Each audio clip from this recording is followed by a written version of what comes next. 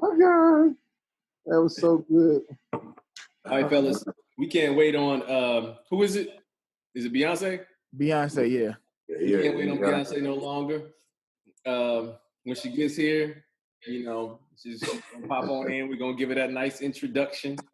Oh man! But for now, we got things to do, and we got a whole lot to unpack. Here it is, coming right at you. You're gonna get some truth.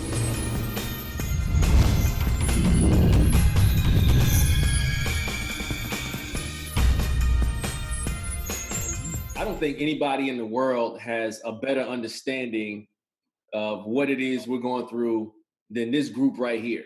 You know, we are Black men, entrepreneurs, based out of Atlanta. Like we feel it. Like we understand what police brutality is. None of us are strangers to having to deal with controversy, you know, including with law enforcement. So, you know, everything that's bubbling over is something that we've been feeling a long time. And Q, you made a great point right before we got started, talking about our mayor. Can you lead us in with that? Wow. Yes, man. You know, with all that's going on all over the country, you know, sometimes, man, I'm so prideful of Atlanta. Sometimes I just feel like, man, we are in a bubble. Like the stuff that go on in other places just don't happen in Atlanta, man. Like, you know, and like you said, we all are native Atlantans, so we really are prideful about our city. And to see our mayor yesterday, man, go on all of the local channels and really just plead for the protesters and what transition to looters to just go home. It's something so dope about having a woman in leadership.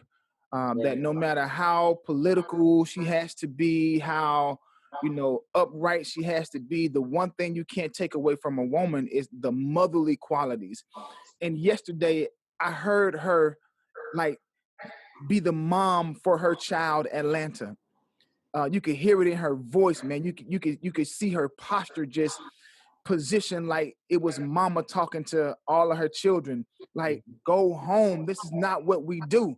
And to be surrounded by a lot of the leaders in our city, man, T.I., Jamal Bryant, Killer Mike, man, and just the messaging that they all stood for, man.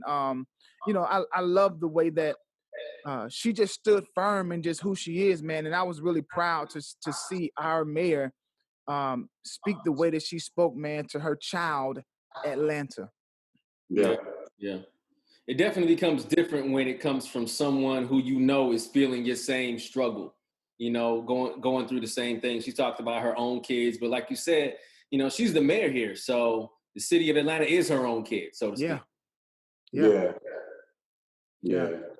She just, what she did on yesterday, man, she just, I believe, got a little bit closer to being nominated to the VP, vice president. So I think that her and Joe Biden is already cool, but I just think that she just, man, took it one notch further, man. So she could very well, I think, now be the one that he chooses as his running mate. But I think more so than anything, Q, you said something a little bit earlier, man, about being close to home, you know, and being in a bubble in Atlanta. Yeah, I'll be the first to admit, I really looked at this stuff, man, as if it was happening in a whole nother country. You know what I mean? But now I actually feel like if I'm driving down this road in Douglasville, Deep Fayetteville, Fairburn, somewhere, I actually feel like now that could very well happen to me. I could find myself in one of those situations, yo. So I think, man, from the fella in Georgia, what's the fella in Georgia that got shot? You know what I mean? Between him and this last fella, George Floyd, man, it's real close now. It's close now, boy.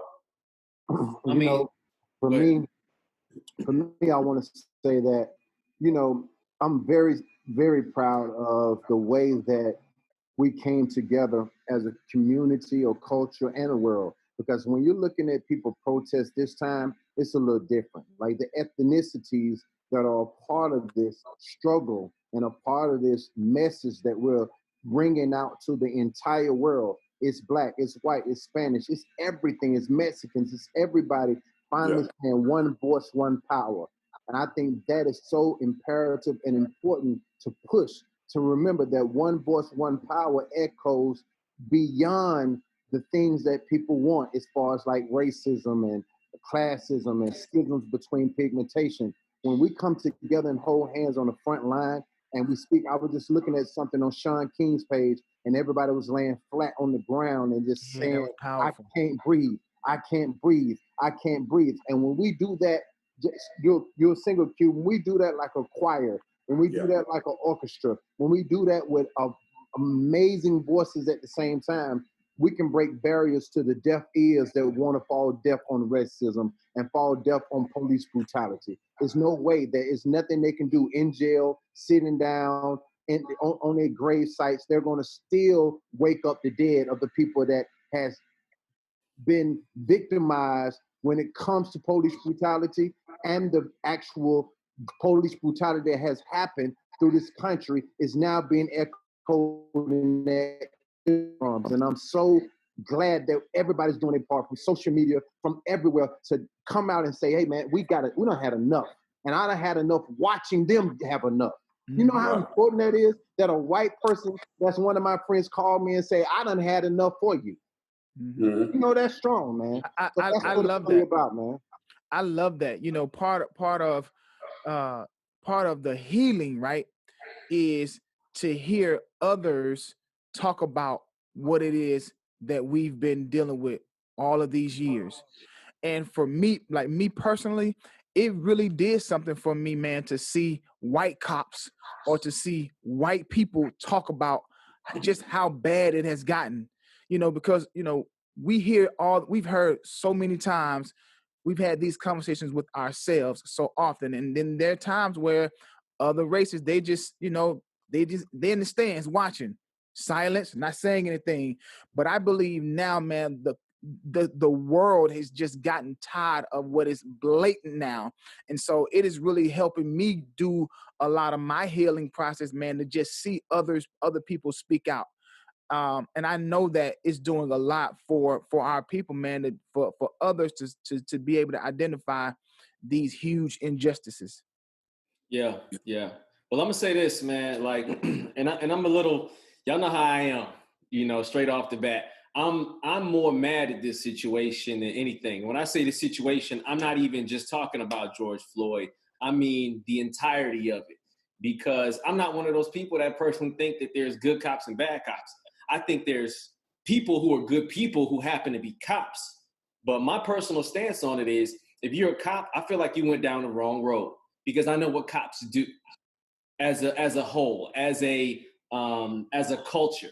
I know that the modern day police officer in the United States, their main priority, their main job is that they are the foot soldiers to bring in people to the jail. All right, they bring them into the prison industrial complex or the prison slavery complex. It's a way to make money. So this whole like protecting and serving thing, when a cop approaches a black citizen in the United States, male or female, anybody of color, or a poor person, somebody who doesn't have a good chance of making it through the system unharmed, you do not feel like they're there to protect and serve you.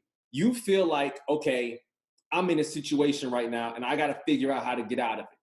The truth is, and I've done law enforcement here for special tactical units in the U.S., and I've also served time in the Marine Corps. You guys know that about me. But what it's caused me to realize is that police officers in the U.S. are a domestic military. They're the domestic military branch. They're here to keep the people in line the same way military forces are there to keep people in line in other countries. So, you know, for people who don't know this, to our audience, there are U.S. military bases all over the world in several different countries, but it's not the same here. You don't come here and like, you're in Texas, there's not a Japanese, you know what I'm saying, base. There's not a Korean base in the middle of New York, but we do that because we're the police. The rest of the world looks at us like we're the police force of the world. No doubt. Here domestically, we feel the same way about the police department. I'm talking about black people. We feel the same way about the police department that people in other countries feel about our military in their country. Right. No doubt. Good stuff. Yeah. I agree. Yeah. You know, to add to what he's saying too, because my brother is a police officer. His wife is the sergeant, and his wife is white. I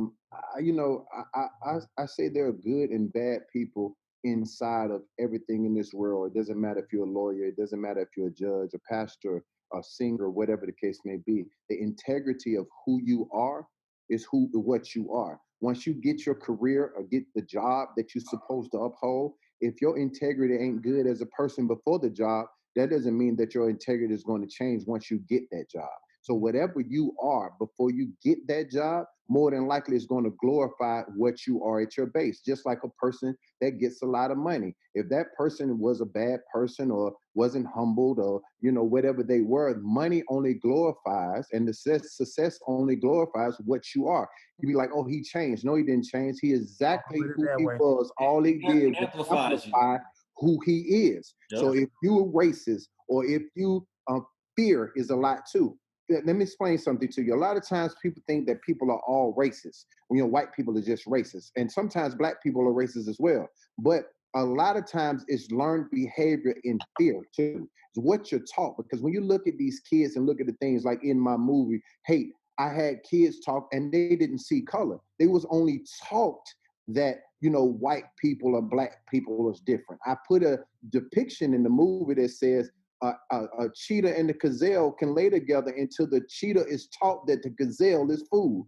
Once that happens, then the pendulum turns. So you're teaching that black people are beneath you. You're teaching that you're inferior or you got fear about black people. They're stealers, they're thugs, they're this, they're that. And once that is inbred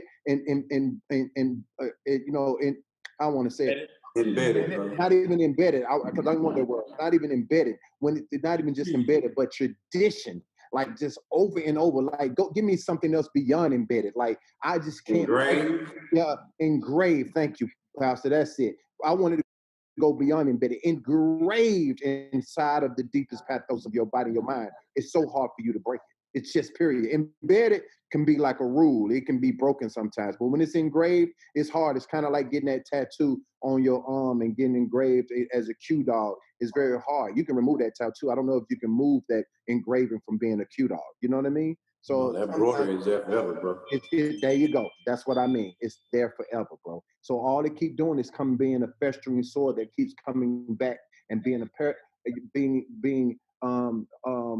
coming out like a disease every time. It just sits in the back of the brain. As soon as something happens, you're back at it again. You're back at it again. You're back at it again. You watch George Floyd with a knee on his neck for 9 minutes, and you sat there and watched. You are just much important in the responsibility of what I let Mark, Q, and Brad do the same way that police officer watched him do it. You can pick that man up. Somebody explain to me why one of those cops couldn't grab the man and pull him off George Floyd. Tell me. I saw another view of that whole altercation earlier, and it wasn't that they weren't just getting off of him. They had him in the truck at one point, and they were hitting him. Mm-hmm. And pulling them out, and then somebody stand and watch. It was all of them need to be arrested. Right. All of them need to be charged with murder.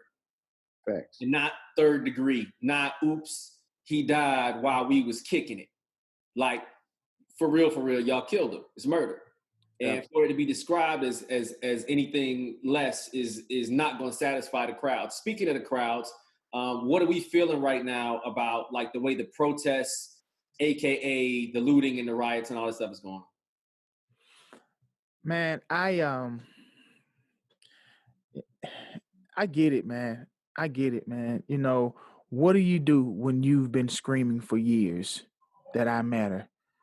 What do you do, man, that when you're still waiting on restitution from 400 years? Like, at some point, what's inside of you there is going to be an action.